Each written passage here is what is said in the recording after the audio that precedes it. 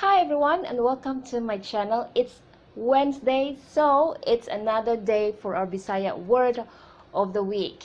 My name is Judy and I am here to teach you how to speak the Cebuano dialect in a conversational way. Our lesson for the day is useful phrases and common words when you are in the toilet or when you're about to use the toilet. That's coming right up. Number 1. Asa ang banyo? Asa ang banyo? Asa means where. Ang means is. Banyo means toilet, comfort room, or sea. Asa ang banyo? Where's the toilet? Number 2. Mag-unsa ka? Or nag-unsa ka?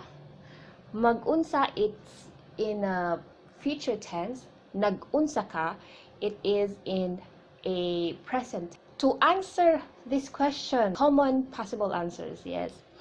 Maligo ko or naligo ko. Maligo, again, if it's in it is in future tense. Na, it is in present tense. So, maligo ko, that means I am going to take a bath. Naligo ko means I am taking a bath. Okay, next. Second answer, possible answer, malibang ko. Malibang ko. That means I am going to poop. Or I am pooping. Nalibang ko. Okay? Don't be confused with the word malibang with the Tagalog malibang. These two words are very different. They have the same word but different meaning. Malibang in Bisaya, it's pooping. Malibang in Tagalog means you're having fun. Third possible answer would be mangihi ko. Mangihi from the root word ihi means urine. Mangihi is I am going to pee or to urinate. Nangihi, that means I am urinating, okay, or I am peeing. Hapit na ka? Hapit na ka? Hapit na ka means are you almost done? Hapit means almost. Hapit na is almost. Ka means you. Okay? Yes, it means oh. No means dili. Maybe means basin. Okay? Hapit na ka? Basin. Hapit na ka? Oo. Hapit na ka? Dili pa. Dili pa means not. Dili pa means not yet. Okay? Those are the possible answers to the hapit na ka question. Or you can say, hapit na. Hapit na means I'm almost done. Alright, next. Walay tubig, walay tissue, walay sabon, walay toothpaste, walay basurahan, and whatnot. Okay? If you are looking for something and you cannot find it, wala means there's nothing. Nothing, not nothing. Okay, wala means nothing. Wala may tissue. Okay, walay tissue, that means there is no tissue. Okay? Walay sabon, there's no soap. Walay basurahan, that means there's no trash can. Walay shampoo, there's no shampoo. And just use wala nay blank. Okay, and then the thing that you're looking for, say wala nay blank. Next, pamubo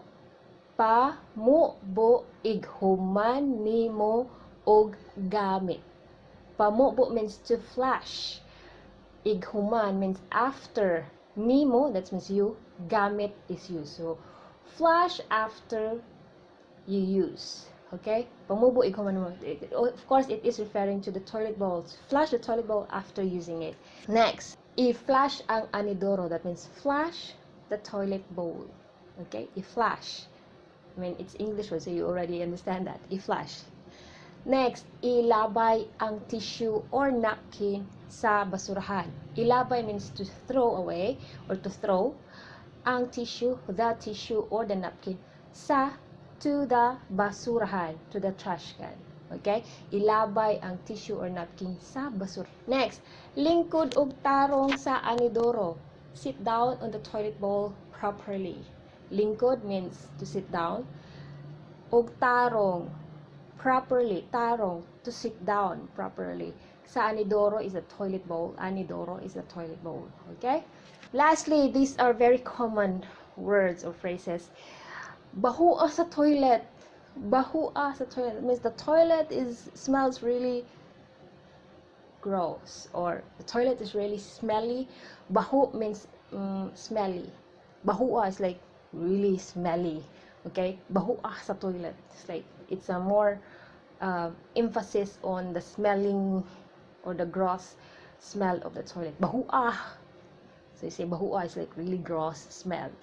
Okay. And next, bahu og ihi means it smells pee. Bahu og ihi. It smells pee. Or bahu og anso. Okay, the urine, the smell of the urine, we call it anso.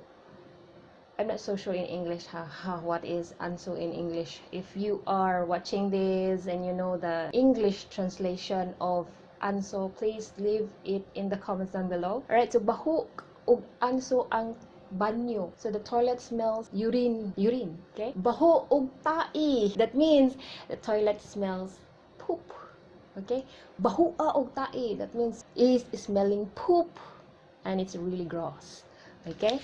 Gross. So those are very useful phrases and very common words that you will hear when you're going to use the toilet, or when you are in the toilet, or when you're about to use the toilet. That's the end of our lesson. Thank you so much for being with me today. Please come back again next Wednesday for another Bisaya word of the week. If you're very new, please consider subscribing. If you have any questions, please leave it down in the comments below. And if you like this video, please give me a thumbs up, comment, and yeah, that's all. Bye bye.